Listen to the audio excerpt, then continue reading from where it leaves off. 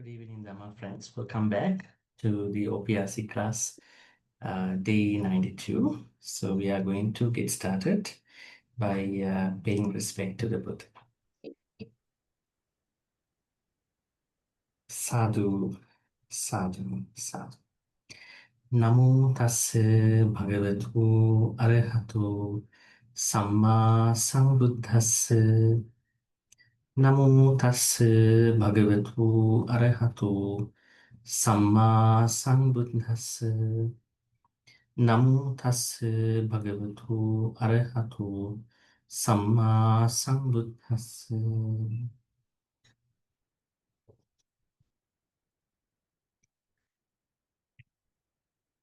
We are meeting after a couple of weeks, and then at the same time going to continue Dhammapada's Balavaka's stanzas, the stanzas that were left for us to study.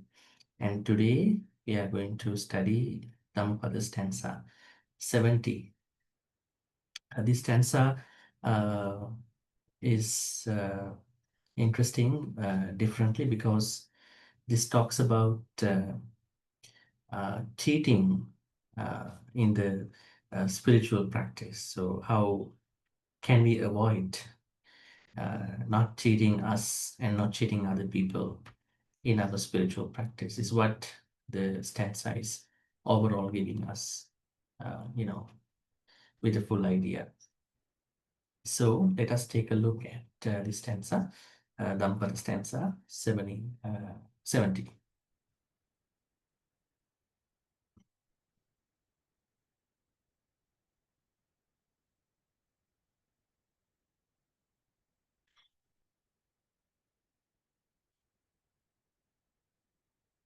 Mase mase kusakena balu bunjet bojanam naso sankata dhammanam kalang aggati solasing. Once again, mase mase kusakena balu bunjet bojanam naso sankata dhammanam kalang aggati solasing. Right, so we'll be asking from groups to read now. Someone from group 1 can read at this point. Yes, Pali, please. Kyoto Bhante and everyone. Mase mase sugagena Mase mase kusakena usagena balo bunjeta bojanam naso sankata damanang kalang agati solasin. Okay, great. And great. Then group number 2. Bhante, I can't see your screen, Bhante. You can't see my screen? How about others? Can you see my screen? Yes. Yes. Oh, okay. Okay, I'll adjust from here. Okay.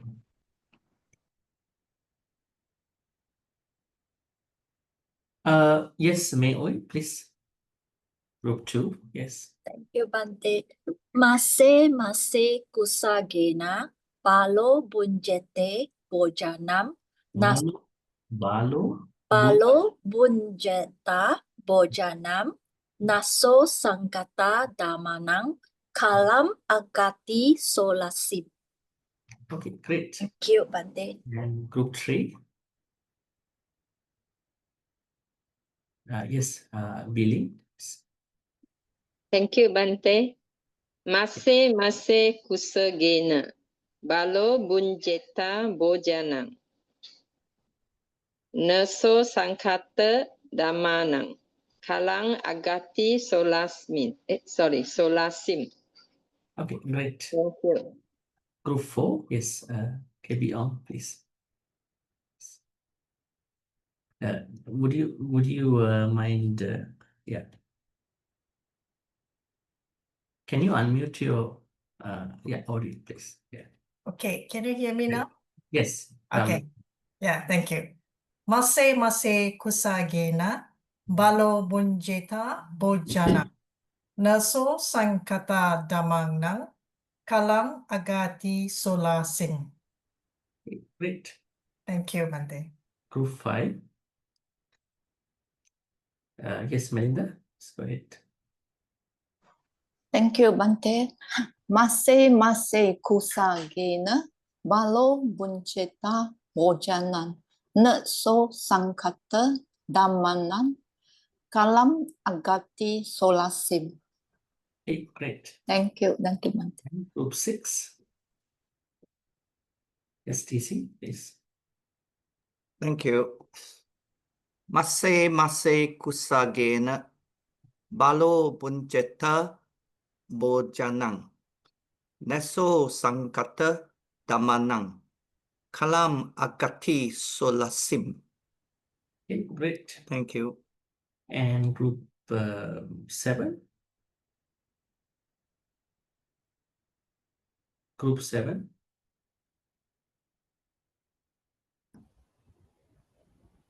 Stella, yes, you are new today. Yes. Please. Hello. Yeah. Can you read? Yes, masse kusagena balo bunjeta bojanam naso sankata damanam kalam agati solasim. Okay, great. Stella is new today. She's from Munich, Germany. Okay, great. Hello, everyone, and thank you, Bhante. Yes, welcome. And group 8.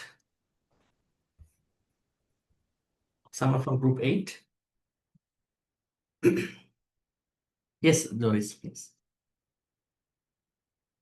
Thank you, Bhante.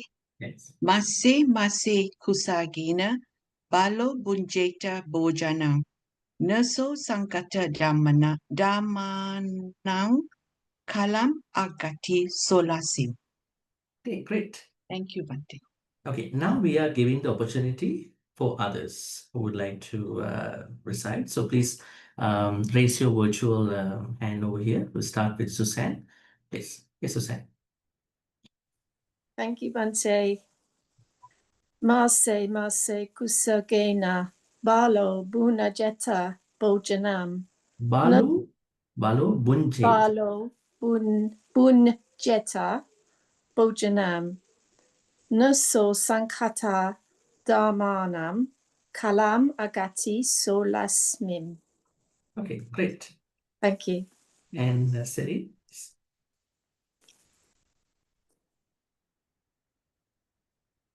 Sukihotu Bhante. Yes, Sukihoto, please. Mase kusegena balo bunjeta bojanang so sankata damanang kalang agati solasin. Okay, great. Thank you, Bhante. Nine Chen, please. Good evening, Bhante. Yes, good evening. Mase kusagena balo bunjeta bojanang so sanggata damanang kalang agati solasim. Okay, great. Thank you, Bhante. Jenny, yes. Good evening, Bhante. Yes, good evening. Yes. Mase kusagena balo bunjeta bojanang so sangkata damanang kalang agati solasim. Okay, great. Thank you, Bhante. Mailing, please. Good evening, Bhante. Yes, good evening. Mase kusagena balo bunjeta bojanang so sankata damanang kalang agati solasim. Okay, great. Thank you, Bhante. And Kim? Good evening, Bhante. Yes, good evening. Can you see the screen now? Yeah. I adjusted already. Thank you. Okay, great. Mase kusagena balo bonjeta bojanang neso sangkata damanang kalang agati sulasin. Okay, great. Thank you. Wangpochu?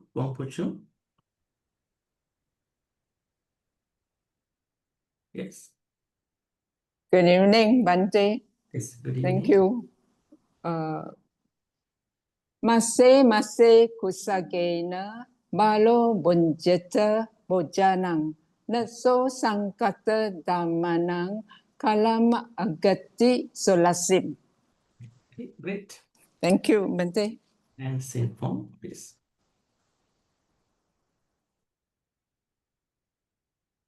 Thank you, Bhante. Yes. Mase kusagena balo bunjeta bojana exo sangkata damanam kalam akati solasim. Okay, great. And Lisa? Good evening, Bhante. Yes, good evening. Masa kusagena balo bujeta bojanam. Naso sangkata damanam kalam agati solasim. Okay, great. Thank you. CHL? Yes. Okay, good evening, Bhante. Good evening. Mase kusagena balo bunjeta bojanam naso sangkata damanang kalam agati solasim. Okay, great. And Mia? Thank you.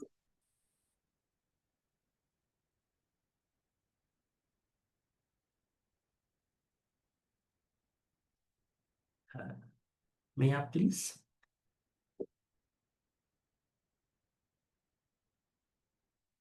If not, Mia, can we be asking from Margaret, please? Evening, Bhante.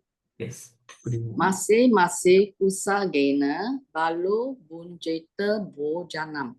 Naso sangkata damanam kalam agati solasim. Okay, great. Thank you, Bhante. And we have Chompakla. Yes. Thank you, Bhante. Mase kusagena balo bunjeta bojanam. Naso sangkata damanam kalam agati solasim. Okay, great. And Thank you, Bhante. yes, last one is Eng. Yes, please. Good evening, Bhante. Good evening, Dhamma friends. Good evening. Mase kusagena balo bunjeta bojanam. Naso sankata dhammanam kalam agati solasim. Okay, great. Anybody else who would like to recite, who decided later while we've been discussing? You can raise your virtual hand.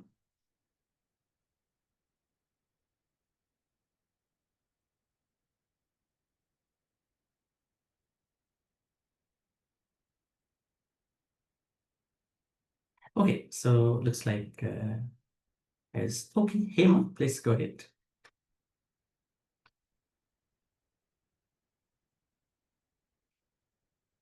Am I right? Thank you, Yes. Bhante. Thank you, Bhante. Yes. Mase kusagena balo bunjenta bojanam. Naso sangkata damanam kalam agati solasim. Am I Okay, right? great. Thank you, Bhante. Thank Yes. you. Yes. Thank you, Bhante. And yes, Corina. Yes. Good evening, everybody. Bhante. Yes. Good evening. Okay. Mase kusagena balo bujanta bojanam. Balo bunjeta. Balo bunjeta bojanam. Naso sangkata damanam agati, right? Agati solasim. Okay, great. Thank you. Okay. All right. So now we're going to be looking at the stanza with regard to the translation in terms of context and then the bigger idea, literal aspects, and then the contextual side. Mase kusakena. Masa means month. Balo bunjet bhojana. Ne so sankhata dhammana kalang aghati solasin. So as you can see here, this verse is talking about the futile efforts made by somebody, or maybe made by anybody, with regard to one's own practice in the improper way. That means spiritual practice has to be done in the proper way, in the wholesome, proper way. Let's see. Mase mase kusagena balo bunjeta bhojana. So this is the balo part. Balo means an unwise person. Now, unwise person's definition at this point has even gone to a spiritual person. Now, earlier we only talk about someone who is engaging in akusala activities, right? Who is killing, who is stealing, who is sexually misbehaving, who is lying, who is getting intoxicated. That side is pretty much about direct akusala activities. But now we are seeing a spiritual person can engage in different kind of akusala activities. Thereby, he or she is called as a bala. Definitely, spiritual persons are not engaging in, supposed to be, not engaging in normal vices, right? Akusala activities. But even the bala interpretation can even go to the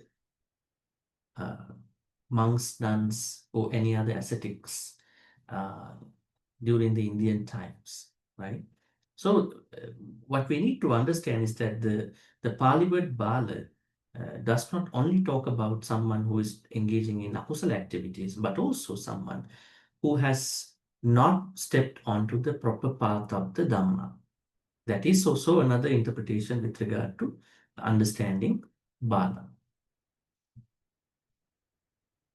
Okay, someone is asking me, Bhante, how to pronounce na in third line. Let's take a look again. Yeah, balo bunjeta bhojana na so. It's pretty simple. Just say na so sankata dhamma. So here again, there's an unwise person who's mainly coming from spiritual traditions. Bunjeta bhojana. Bhojanam bunjeta mase mase kusaggena. What is this idea? Kusaggena means. What is kusa? Have you ever heard this Pali word Kusa? Kusa. Kusa is a kind of grass. Now we know ascetic Siddhartha wanted to try his enlightenment after understanding the Noble Eightfold Path, Majjhima Patipada, middle path.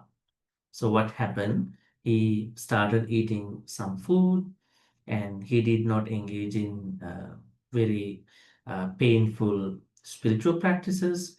He understood that I have to balance out so that I can attain enlightenment, Buddha. At that point, he wanted to arrange a certain seat. So, at that time, there were no very luxurious things to. Now you can see if you go to a shrine hall, I think the Buddha has the most luxurious seat. But the real Buddha didn't manage to get into that at that point. So what happened was that he managed to find out some kusa grass.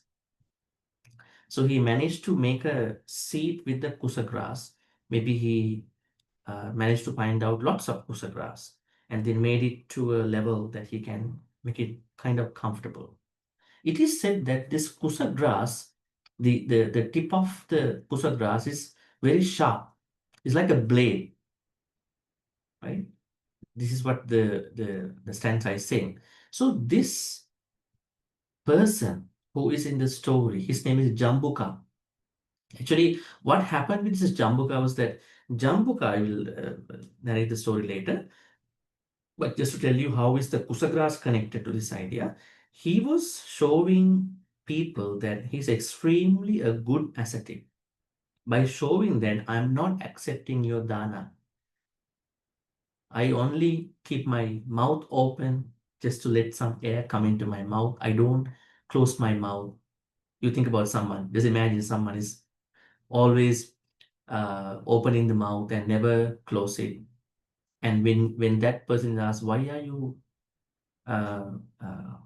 Why you keep your mouth open all the time? It is because I subsist, I depend on the air that's coming around, going and, coming and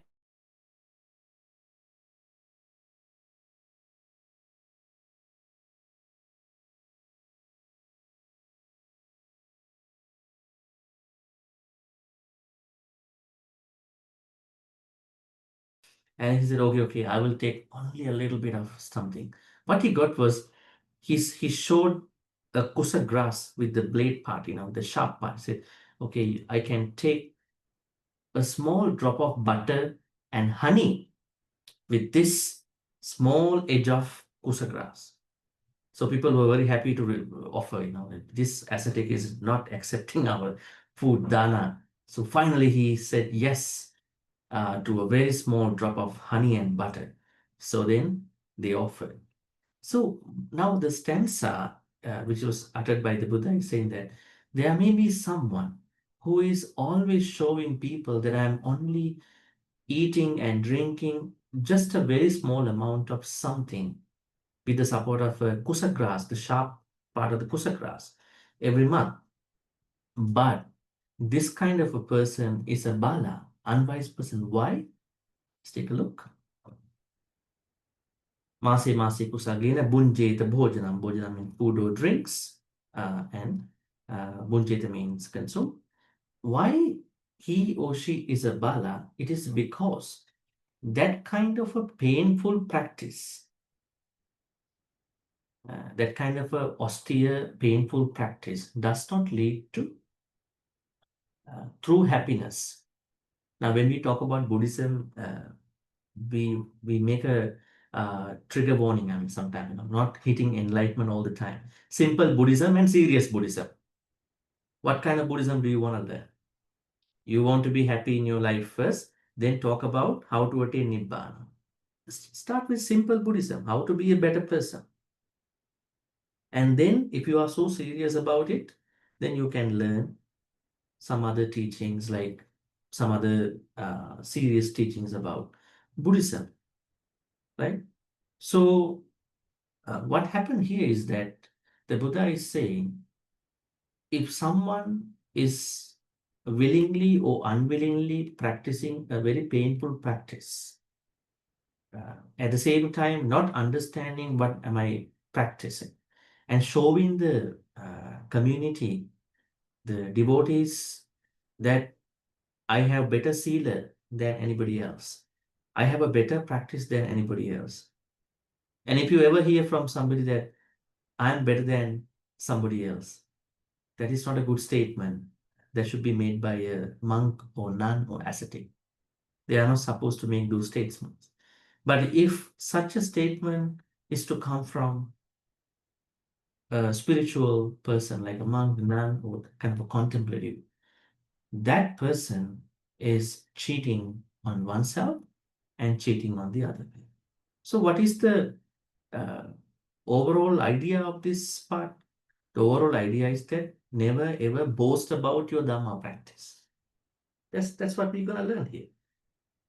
I have practiced meditation, I'm attending this many places, I'm doing this and that.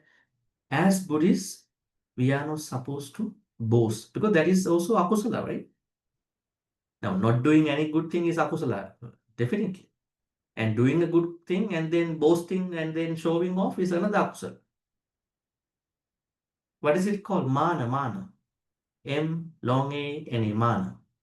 So then we have to understand, earlier we didn't know what was kusala wholesome, what was akusala unwholesome.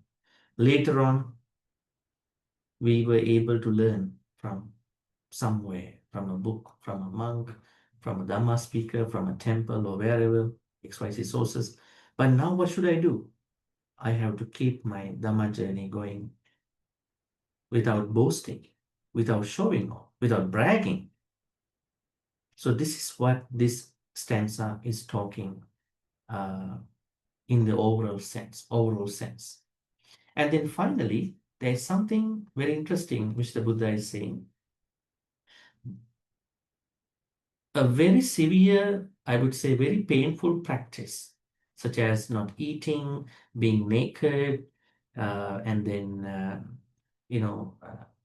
keeping one's mouth open for the whole time. And this Jambuka has had another practice that he was standing on one foot for the whole day. Then people were asking, why are you not putting the other leg down? No, no, no, it's going to be a burden to the Mother Earth, so I better not to place my other foot on the ground. So I want to save the Mother Earth. I'm very compassionate to the Mother Earth. So the whole day, I'm standing on one foot. I don't want to sit down. I don't want to sleep. I want to be compassionate to the Mother Nature. The Buddha said, this is a futile activity. This is a very unwise activity. If you want to be compassionate to the Mother Earth, you have to do other things. You have to think about ecosystem. You have to think about sustainability in the larger, broader sense, right? Not that how many feet am I going to place on the ground or not. That kind of an idea is not really meaningful. But Jambuka did that. We will learn them later. So the Buddha is trying to compare the practice which Jambuka, the particular person, did, or anybody who is engaging very painful spiritual practices. Those kind of practices are not even worth even a 16th part of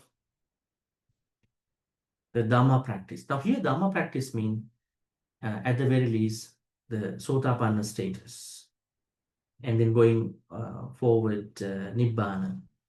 So any enlightenment status starting from Sotapanna status or stage up until Nibbana stage is what the Buddha meant by Sankata Dhammana. So then what is the 16th part here? 16th part means that enlightenment status, which has the pure Dhamma, is going to be fractioned into 16 parts. And then even looking at those 16 parts, I mean, this is kind of a shadow idea. Even someone try to break them into 16 parts, someone is already a Sotapanna. I am going to look at my Sotapanna status through 16 aspects. So that kind of a painful practice, which some other people during that time in India, even today's world practice, is not even closer to one section of this Sotapanna status or any other spiritual status which the Buddha is taught. So that means the proper practice, the proper practice that is conducive to Sotapanna status is what the Buddha is meaning here.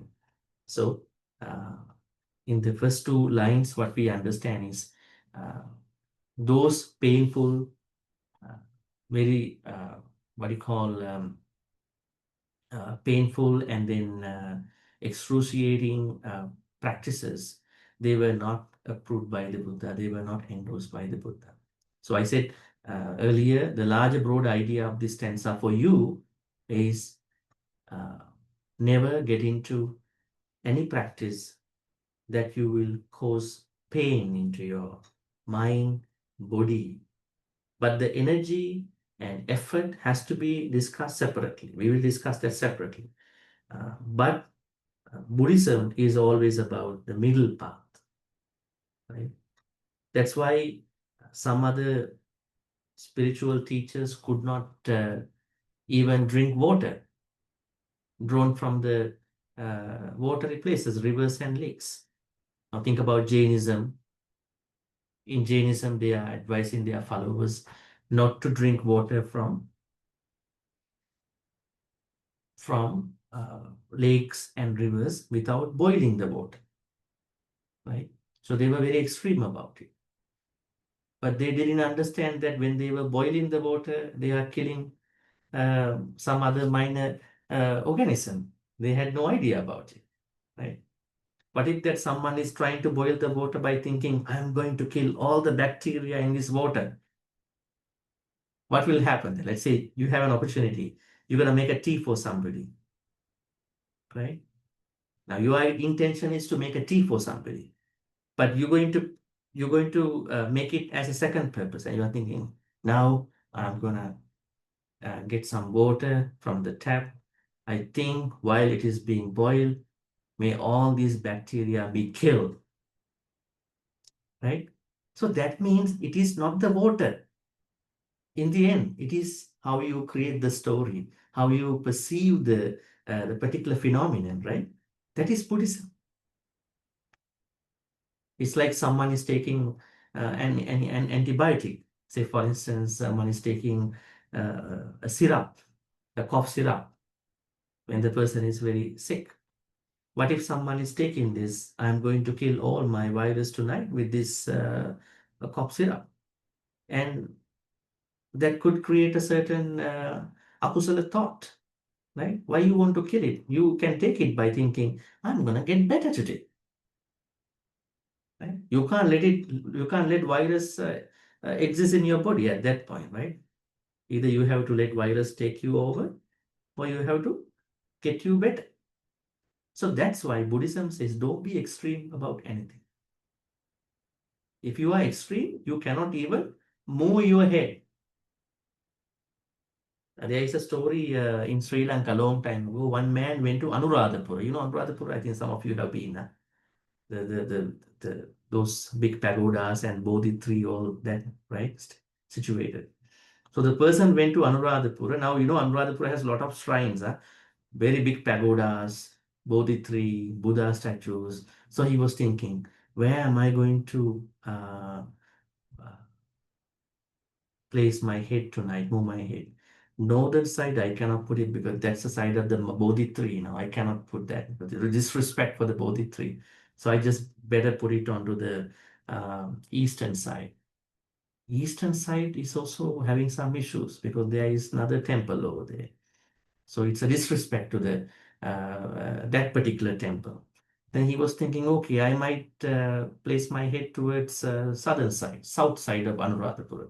Then he found out the big Buddha statue, Samadhi Buddha statue. So I cannot do that too. Then he was thinking the western side. Then he found out the Mahatupa, you know, the largest pagoda in Anuradhapura. So now he was trying out all the other directions. He found out something on that side, Buddha statue or maybe a temple. So what happened was that he couldn't sleep the whole night because he was finding a better direction to sleep. That's why. The respect is not in the direction. The respect is in our heart and how we're going to engage in that. It's like the person is very respectful, overly respectful, over saddha, too much saddha. When you have too much saddha, your panya goes down. Your wisdom goes down. You cannot decide. You are ruminating too much. You are overthinking. That's why the Buddha is saying, be in the middle of anything. So you can make the wise decisions. So the Jambuka here, you know, in this story, he was an extreme person. We will learn about his story later. So that's why the Buddha is always asking us to be in the middle in our life. To be in the middle means to be in the middle in the house. No, to be in the middle of our plans. When we are making plans, when we're going to eat something, when we're going to make choices in our life, try to be in moderation. Think about someone who is talking. You are going to think about, am I talking too much? Am I talking too less? All these are problems, right? Sometimes you meet people, you are with your family members, you are with loved ones. Sometimes you are not communicating properly. Maybe you are lazy. Maybe you think that I don't want to talk. I'm tired today. And then that can create some insecurities in other people's mind. Why is or she's not talking to me now? Something wrong, right? Maybe he or she's changing now. So a lot of insecurities are coming now. I mean, that is a problem. Not talking enough is a problem. And then what if you are talking too much? You always want to talk. There was a story long time ago. Somebody gossiped to someone. And then the person who gossiped now doesn't want to gossip. Huh? So the person who heard the gossip from that person called back and asking XYZ information about that particular thing. And the person wanted to stay away, said, no, no, no, you are the one who told me the story. Tell me what happened. Right? That's why when you said one gossip, even you want to stay away, those gossipers are trying to push you to, hey, come on up and then engage in more gossip, So then where's the thin line in this moderation? Eating habits, then what do you call? Habits with regard to talking, right? So we have to find out that moderation with regard to everything.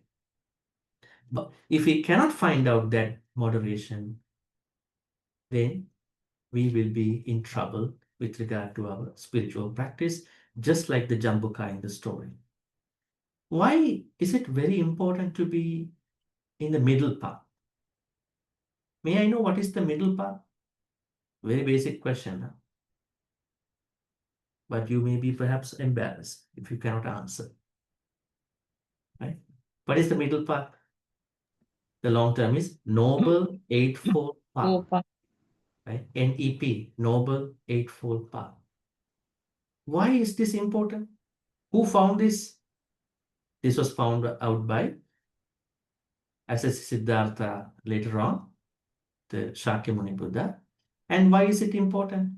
It is important because he could find the answer for his spiritual journey from this path.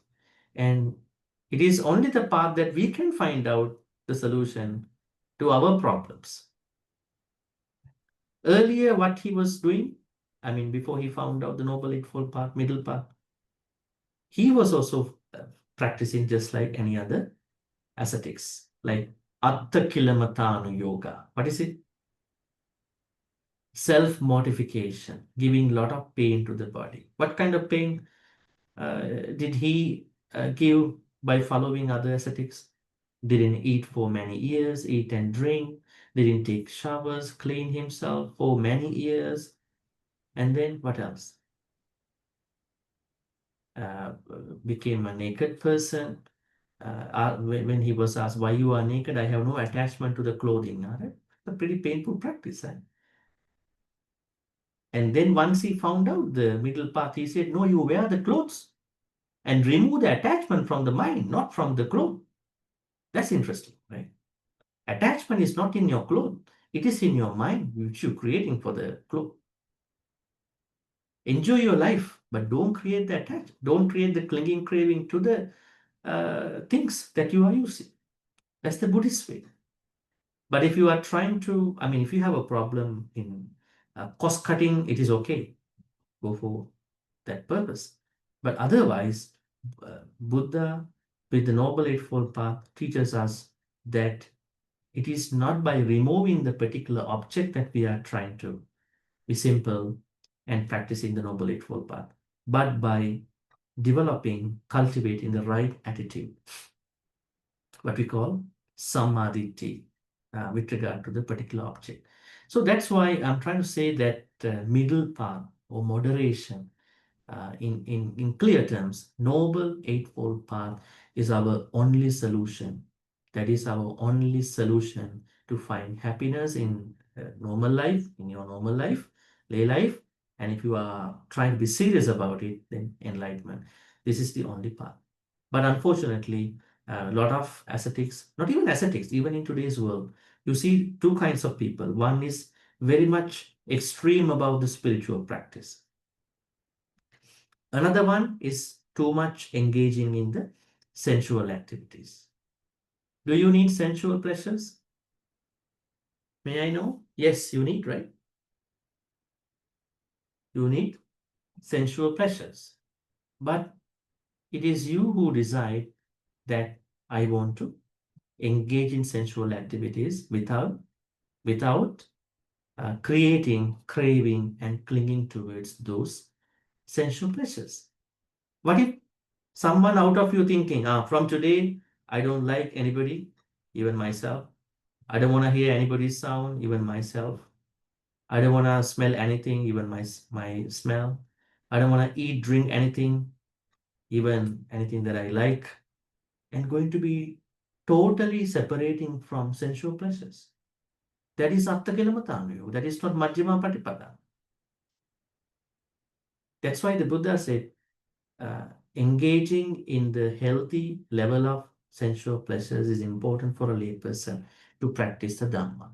But you know your craving level and clinging level. Okay, what is the story here? The story is someone called Jambuka, Jambuka, Jambuka. I think you already must have seen the name. Who is Jambuka? Jambuka was a very rich man, was a son who was born into a very rich man in Savatthi. Some books say Rajagaha. But what happened? It is said that out of a bad karma he had done in a past life during the Buddha Kassapa time, his behavior and his lifestyle was very different, very abnormal. Do we see abnormal people in our life? Sometimes we do see, yeah. So Jambuka was very abnormal. Jambuka was eating one's own impure things. Jambuka was preferring to be naked. Jambuka it doesn't like barbers come to his house, the rich man come to the house and then shave the hair properly. He wants to pull out his own hair. Then Jambuka doesn't like luxurious bed. He said, I like to sleep on the floor. So the parents were thinking, perhaps this shall pass when he's getting grown up. But they found out, no, he's not going to dislike things that he likes at this point. So we cannot keep him in this house. So what they thought was that, okay, we would like to give him to Ajivakas. Who is Ajivaka? Ajivaka is another spiritual group during the Buddha's time. That group actually died out long time ago, for whatever the reason. So they brought their son, this Jambuka, into Ajivaka's temple. Then asked Ajivakas, we can call them monks and nuns, dear monks and nuns, we want you to accept our son for ordination. Then out of compassion, Ajivakas accepted. Okay. But what happened? Ajivakas could not get along with him. So they found out that he's a headache to the temple, He's not listening to anything. He is not following what they are doing. It became a very big headache to them. So they said, we are going out, so you come with us. He doesn't follow anything. So he's eating impure things. He's pulling out his hair. He is extremely naked. Ajivakas were kind of civilized in being naked, but he's extremely naked all the time.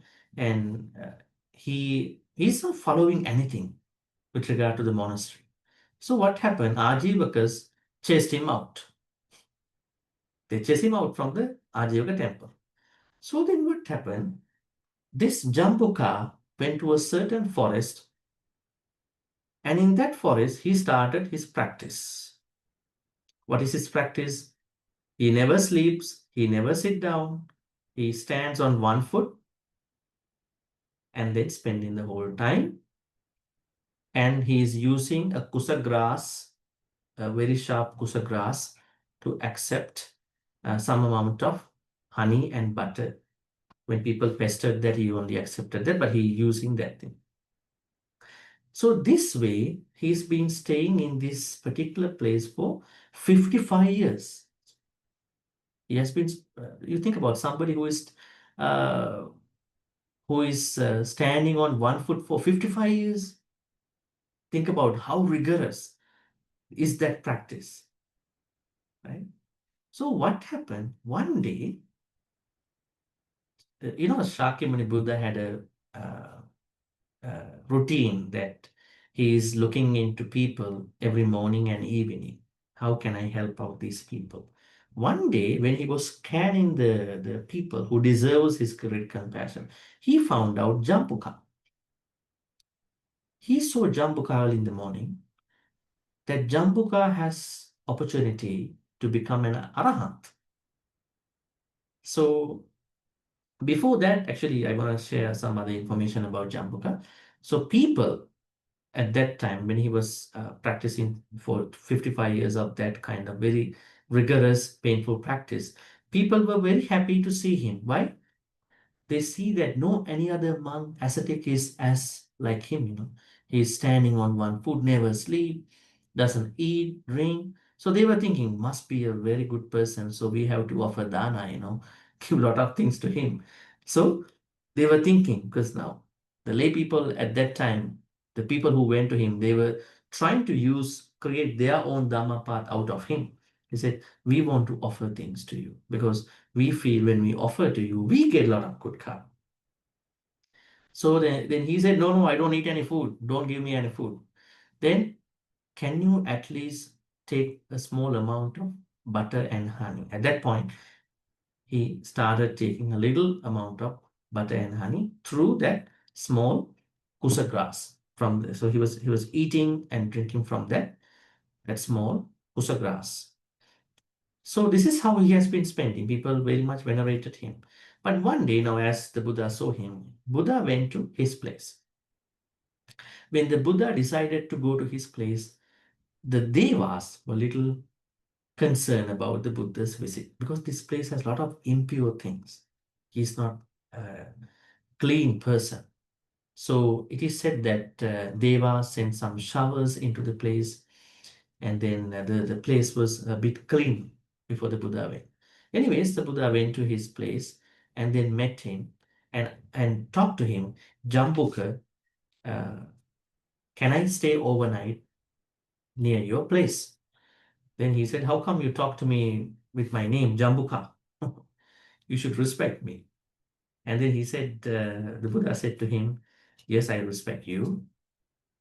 Can I stay overnight? Because Buddha wanted to do something in order for him to understand what he's doing and then to get into the Dhammapada.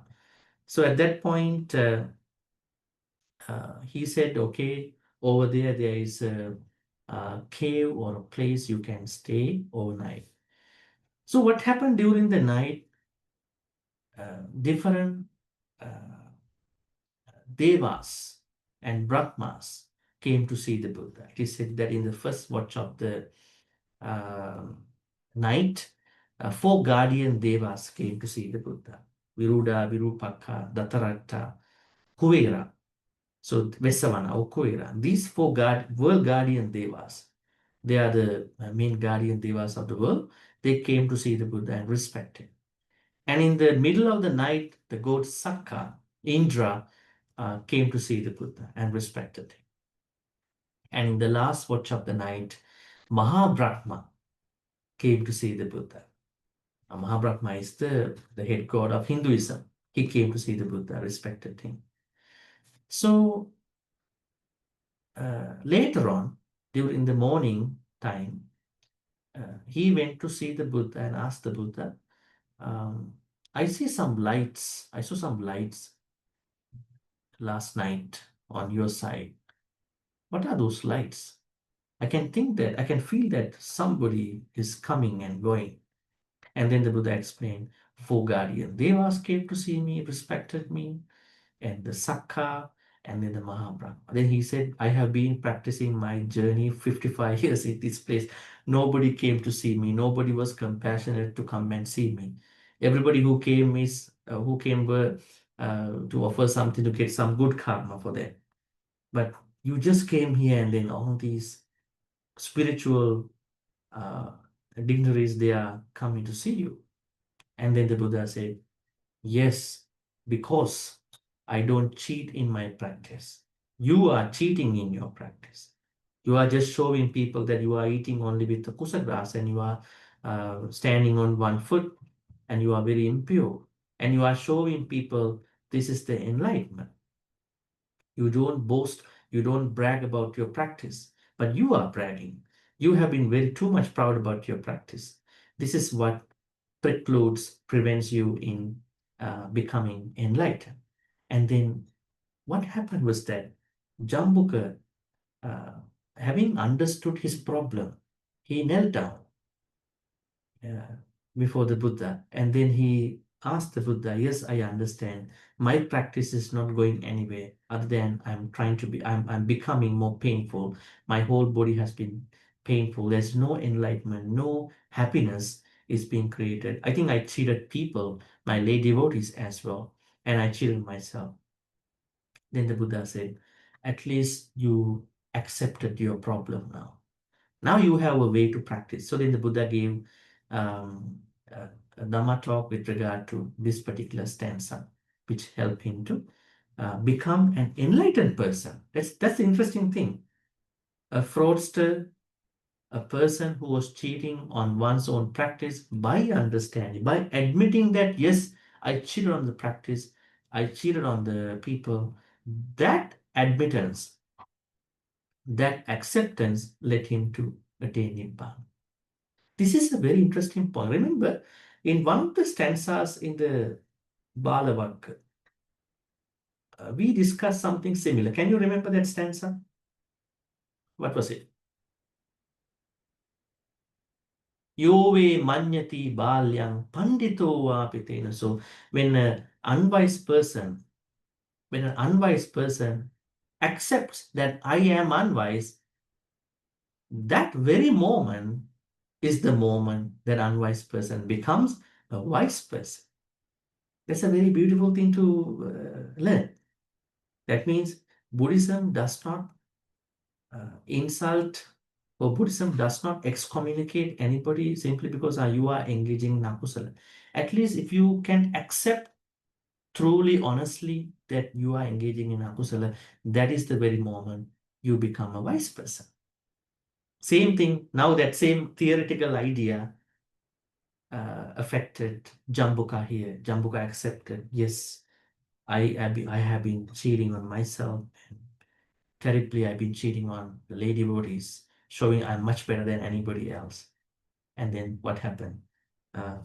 Due to that understanding, he was able to understand his life, and then supported him to practice them. Actually, now we understand this small time during which he accepted, he was able to enlighten. But for the 55 years he has been practicing in the forest with those painful things, it didn't give him anything. Rather than he was impressing people wrong. Now let us see why Jambuka got into this life. What life? He did not eat, and he was trying to sleep on the floor, and he's trying to pull out his hair without getting assistance from the barber in that life. Why? The Buddha says it is because of a bad karma he did in a past life. What is the bad karma Jambuka did? During the Buddha Kassapa. Who is the Buddha Kassapa? Buddha Kassapa is the Buddha who lived before the Shakyamuni Buddha, right? Shakyamuni Buddha, before him, it was Kassapa Buddha. During the Kassapa Buddha time, Jambuka became a monk, a Buddhist monk. So what happened? One devotee, out of lot of respect, treated him very nicely. And he asked him to come to his house. Actually, he asked him to stay in the house, and he was treating him with dana and all these requisites. One day, what happened? There was another monk came on the road, and the devotee saw him. Devotee was happy with that monk too, and then he was treating him as well. But this monk was not happy about it. Jealousy came in. Then what happened? The devotee, the person who was treating this Jambuka in that life as a monk, was treating food, dana, and then the devotee noticed that the monk had a lot of hair. So then he said, okay, I will get one barber to come to my house and then to and then help barber to shave your hair, and then I will give you new robes or whatever, and I will prepare a bed for you. So this Jambuka monk was closely monitoring what he was offering to that monk. He was not happy. Then what happened? The devotee invited the both monks to another house on the second day. So now Jambuka, who was a monk at that time, the other monk, was very jealous about what's happening. So he was approaching the other monk before that morning. He went there, he said 4 things to him. What he said: it is better that you eat impure things rather you eating from this devotee. It is better that you get his barber to shave your hair, to pull out your own hair. It is better that you accept his robe offerings. It is better to be naked than accepting his robes. It is better that you sleep on the floor without accepting his bed. So he was very unhappy and releasing his frustration on that monk. Actually, he was an Arahant monk. And he didn't say anything. He was very quiet, because if he opened his mouth, he knew that more akusala will happen. Right? Sometimes when you hear the frustrations of other people, you better not to comment on that, right? Because if you comment, more akusala will come out from your side, from their side. They want to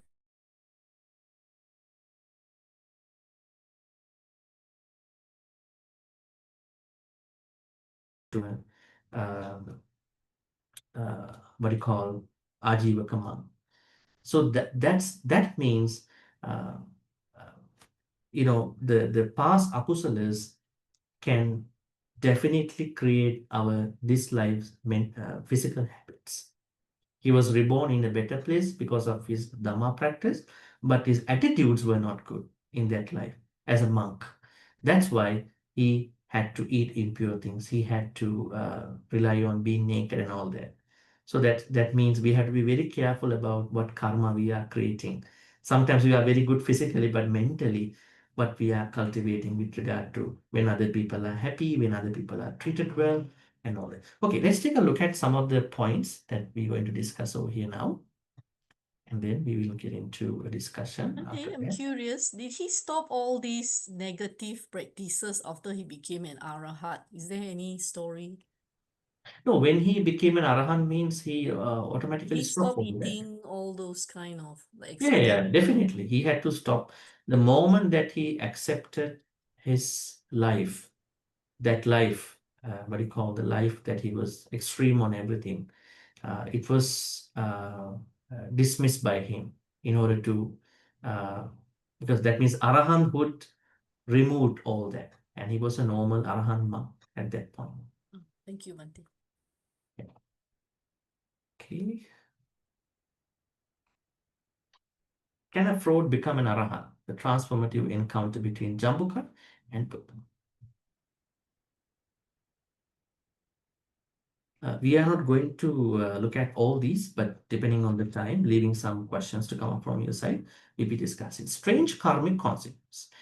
These strange behaviors of Jambuka are not some random, unconventional acts, but rather result from his own evil deeds in his past life. I'm referring to his attitude as a monk during the Buddha Kassapa time towards another monk, being very jealous about what he was having, which are now returning to him as karma.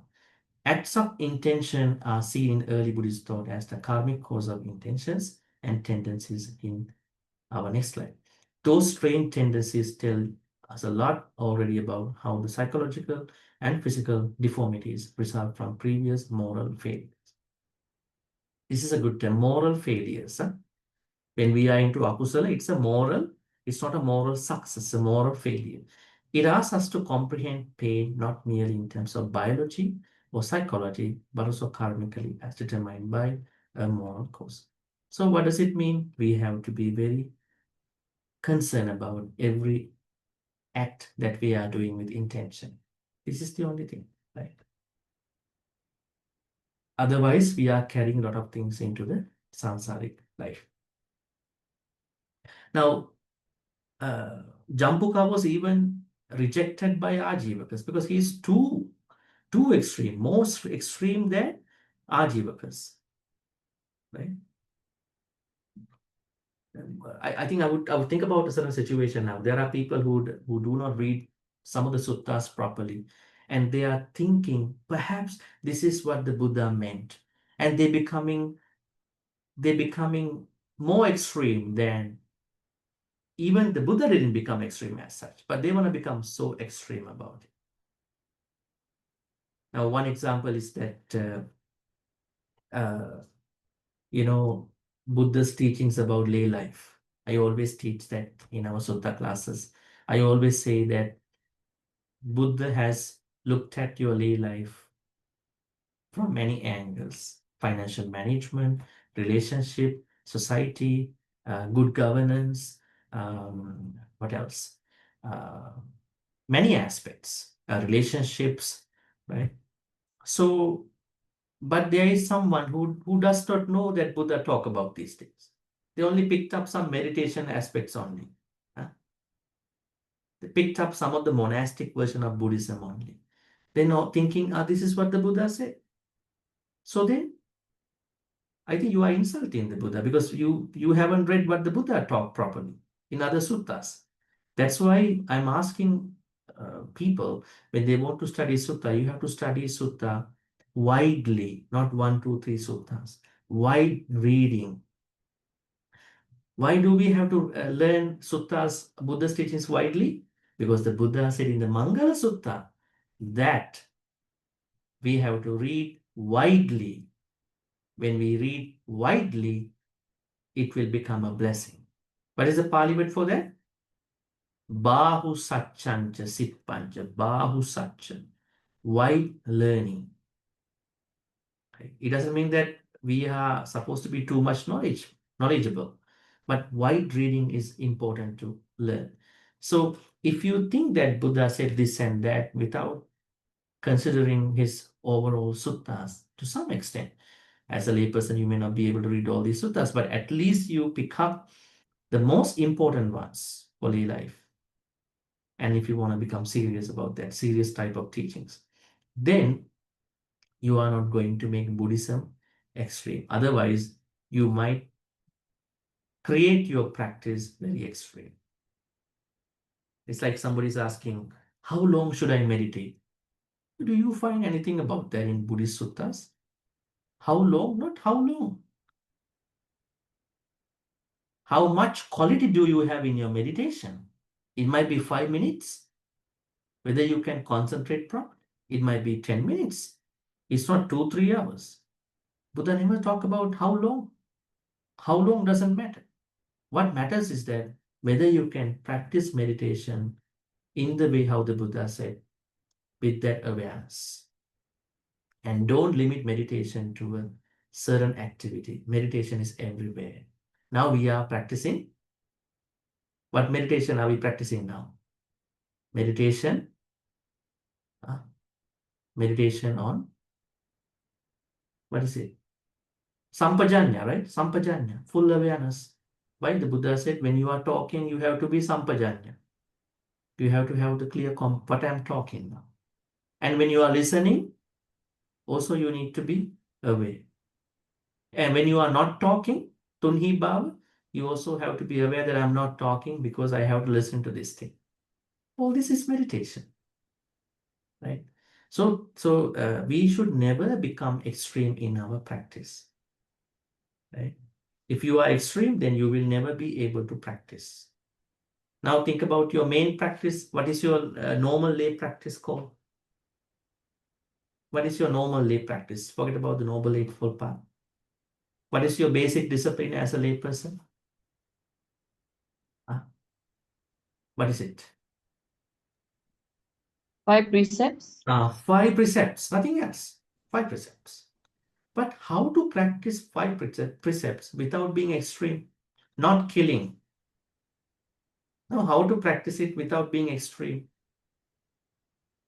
Do we have problems? Do we have certain challenging situations with regard to the practice of first precept? What are those situations? Certain situations, insect situations, pest situations. So how can you do it then?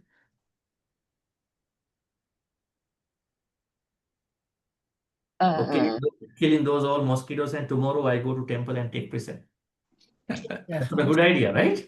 That's not what we're gonna do, right? So we are Prevention. prevention is the ideal state.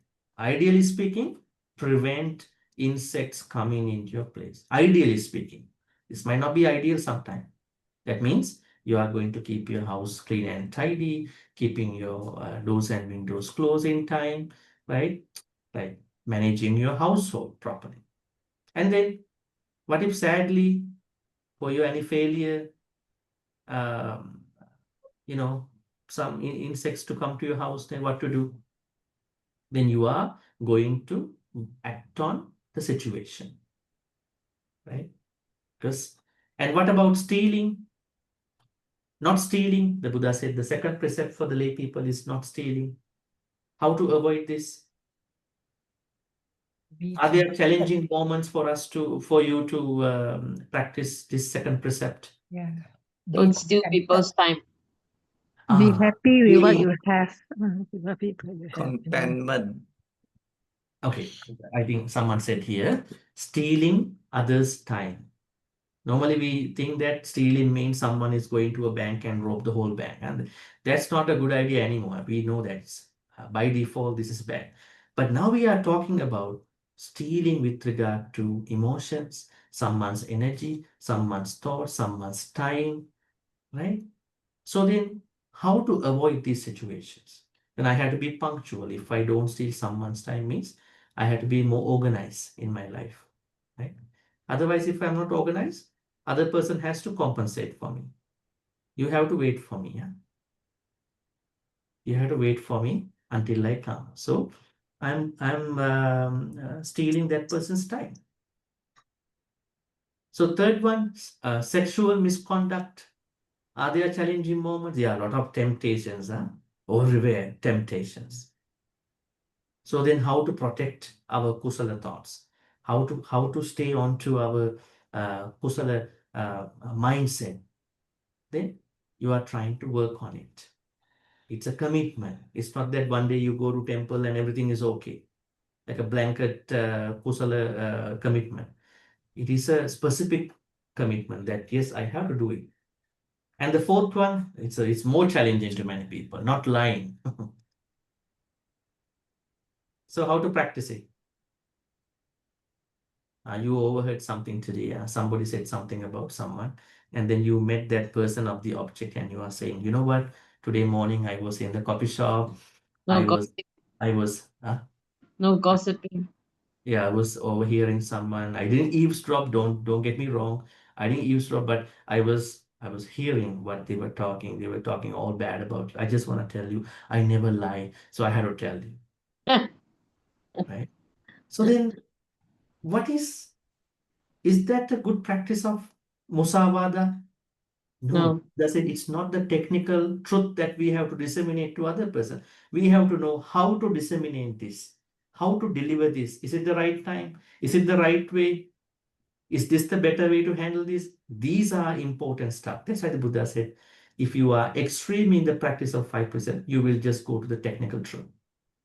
You create more harm. You create more trouble, more commotions, more fights. Better. What should I say to this person? Maybe I don't want to say this. Let them figure out. Maybe if it's too serious, I will think about it. Right? So this is something like a challenge with regard to practicing. But if you know Buddhism, you know how to practice it in moderation. And the last one, not taking any or beverage, not taking any food or beverage, drink to an extent that you will lose your presence of mind. Right? Now think about, don't go to those distilled drinks or strong drinks. We'll talk about rice or maybe another food which has starch. Someone is eating too much food. think about rice, think about fermented food, think about bakery products. Maybe a couple of them, maybe too much bakery products, pastry or whatever. Then what happened? What can happen to that person because of that overeating of the because they might be using some other things. It can cause that person to become a little bit sluggish, become a little bit dysfunctional in that proper mindfulness. Then how to practice then Suramere Majjapamadattana Virmani? I have to understand how to practice it in moderation. But people who don't understand this thing, no, today I don't have a little bit of alcohol, I know my moderation. It's not the moderation. The moderation here means that I know my level of mindfulness. I know how to manage my situation. I am responsible for my eating habits, my drinking habits, my talking habits, my everything. That is what we need at that point. So then, never practice 5% extremely. Practice 5% wisely and in moderation. This is what we know. But Jambuka, even went very far, even beyond the Ajivaka's extreme level. Then third one, spiritual fraudulence and delusion. After standing on one leg, open mouth, and rejecting food, Jambuka misled many to believe he had gone beyond the norms of human condition. His claim of staying in the air was a showy semblance of purity. This addresses the danger of spiritual egoism. Spiritual egoism, that's an interesting word, which is the cause is which in this case is defined as using the illusion of holiness to become famous or get paid. According to Buddhism, so long as appearances are mistaken for attainments, renunciation is still only performative. Now, renunciation might be the visible part, but within the renunciation activity, in that person's life, it is not the renunciation. It is just a flashback of something. That's why all the Buddhist practices finally go down to our inner, internalized activities, not just outside festivals, events, retreats. Right? We need all these things. But at the end, if you want to really measure out, I am really doing well my practice means that you are creating, cultivating through kusala states in your mind. You can do even a good karma with a mixture of bad karma, right? Say, for instance, you start doing a good karma, 80% good karma, 100% good karma. But then the Buddha said that having done a good karma, every time you look back at the good karma, you are recreating good karma, right? This is what the Buddha said.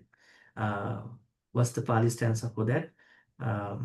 Punyanche puriso kaira te tam puna puna. Having done a good karma, a good lay devotee is repeating that good karma, understanding he can or she can recreate good karma from the same good karma.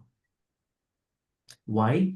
Tamhi chandan kairata sukho punya sochyo. He understand this is the only way that I can create that kind of a good karma. But what happens? Let's say you do dana, you do a dana, then tomorrow, following day, you look back at the dana. And the second, you are okay. Maybe you might not lose any percent of that good karma. Second day, if you cannot protect your kusala thoughts, what happened? You may have your own stories about the dana. Did I do properly? Or maybe I don't like something happened in the dana activity. Then your 100% kusala karma goes down to 90%.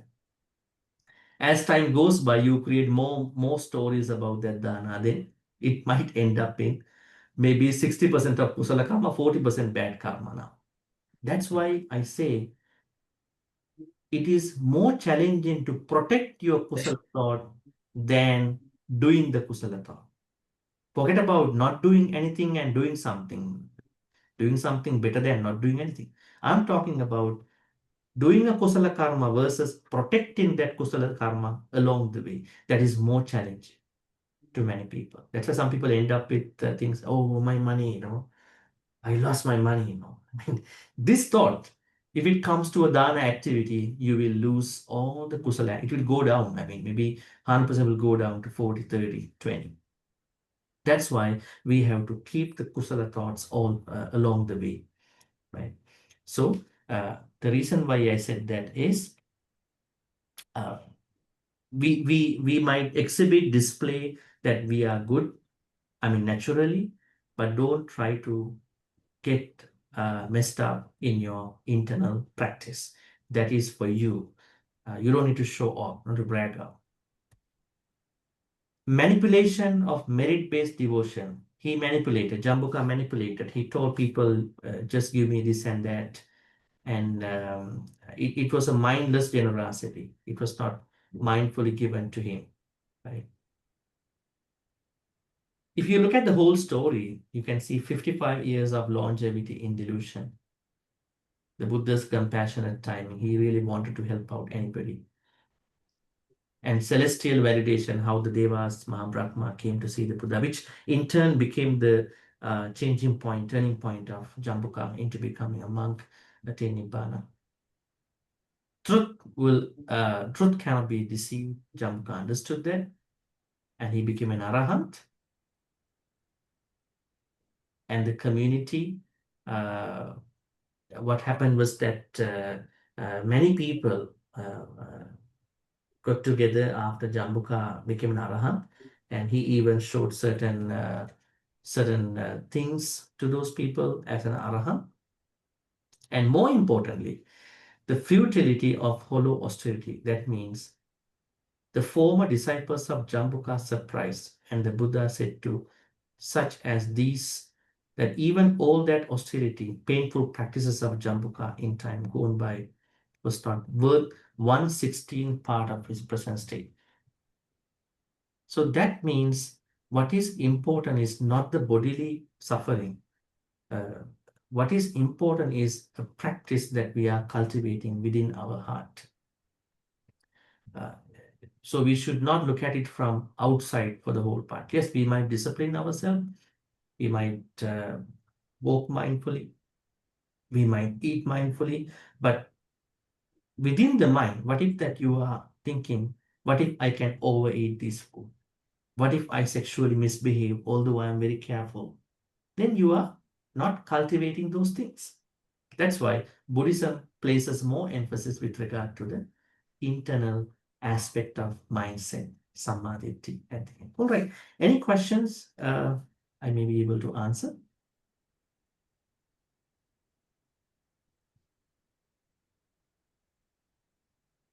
You can raise your virtual hand here, so I will be able to answer questions.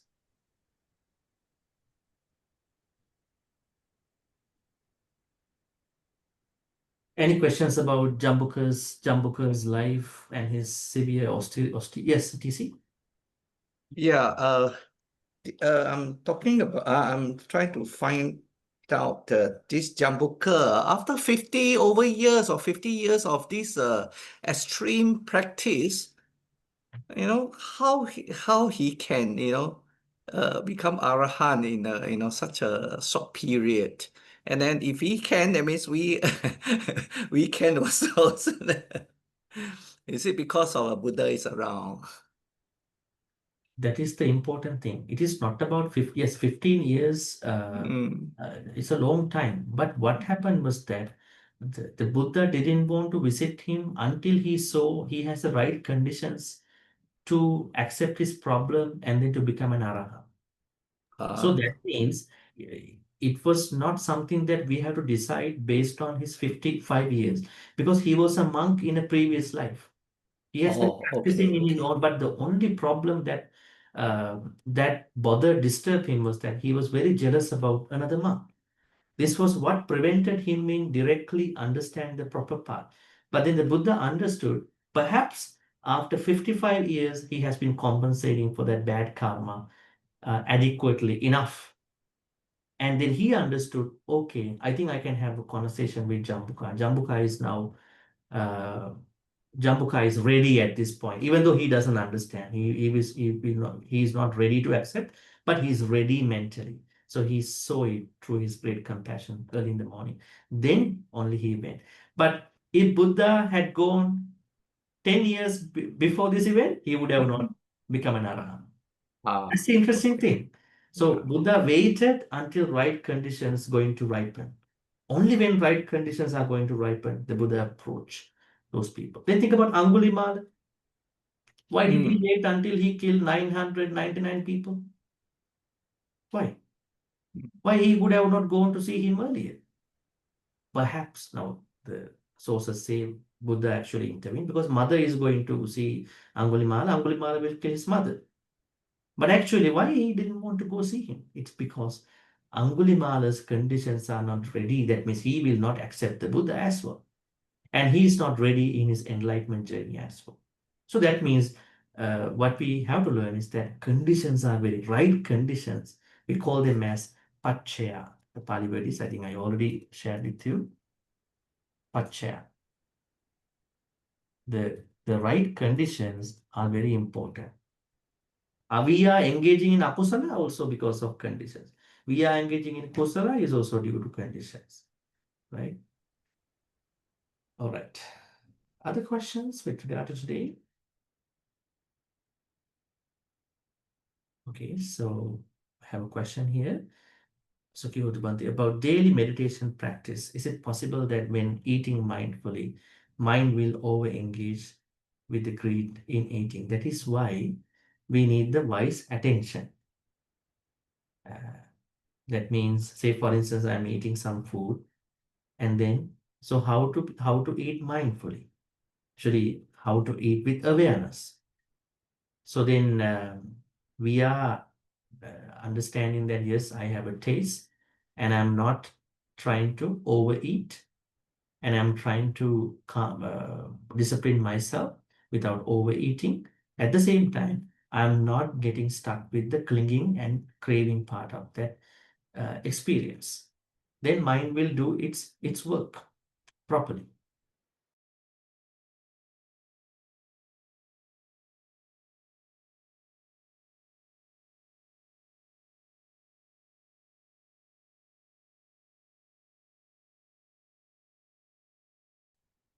And chitta, right? Those are the three Pali words that he uses for mind, actually cognitive experience. So he's not worried about vijnana and mano. Why is it? He doesn't talk about ethical parts with regard to vijnana. What is an ethical vijnana? No. Vijnana, consciousness is ethically neutral. Mind is something like a place, but he is very much concerned about how to take care of our thoughts, chittas. So if you have the right chittas with regard to food, your eating experience, say for instance, I don't have a craving or clinging towards my food, so then I can manage myself to eat properly, not to overeat. Yeah.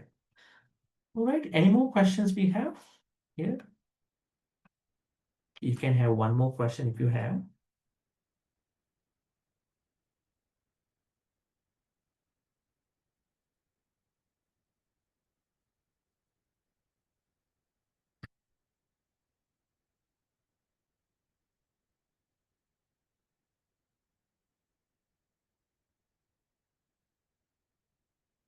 Okay, so there's one last question here.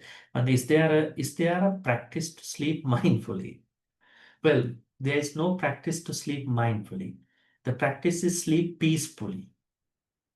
Because when the question is, what will happen to our mind when we sleep? It is said that mind cannot be dead, right? When we sleep time, mind has to work in its own way. What will happen to the mind when we are in sleep?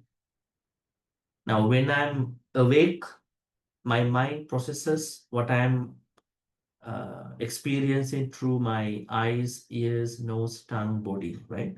So the mind coordinates and finally processes these things. But when I'm in sleep, I don't go through those experiences. Then at that point, mind is again revisiting the experiences, sensual experiences I had during the day, at night. And when I'm not fully ready for my sleep, when I'm really not ready, when I'm too much with my perceptions and feelings, what will happen?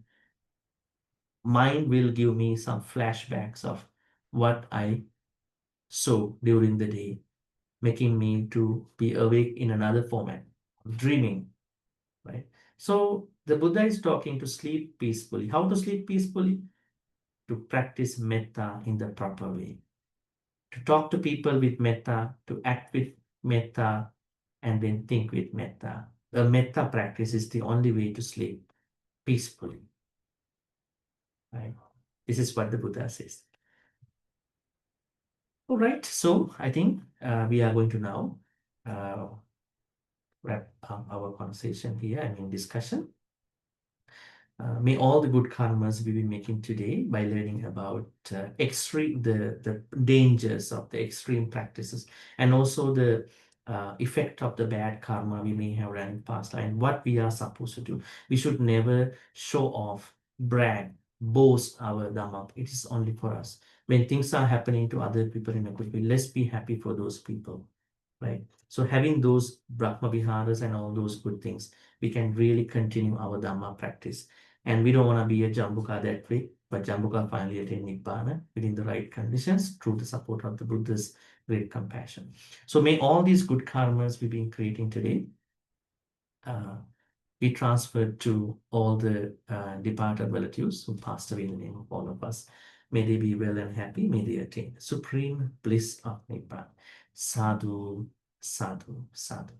Idam me nyati nan hotu sukhita hontu nyatayo. Idam me nyati nan hotu sukhita hontu nyatayo.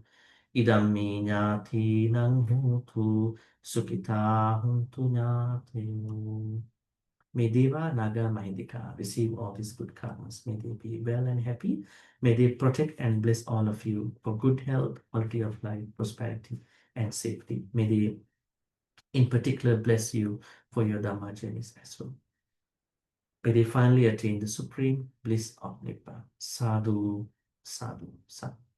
Ittavata cha amhehi sambatan punya sampadang sabbe deva anumodantu sabba sampatti siddhya.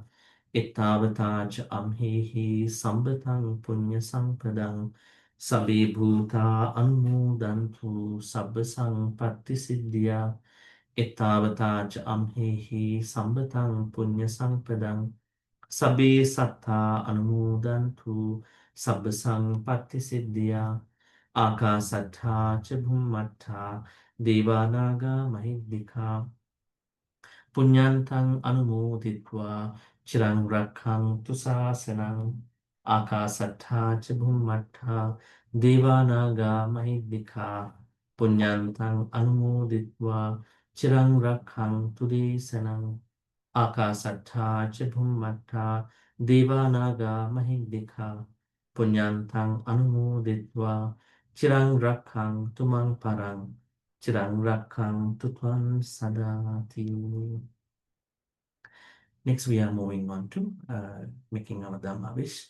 Our Dhamma wish is to be surrounded with more Kalyana Mittas. At the same time, may we become Kalyana Mittas to as many sentient beings as we meet in this samsaric journey till we attain Nibbana. We're going to make the Dhamma wish with this beautiful, noble intention.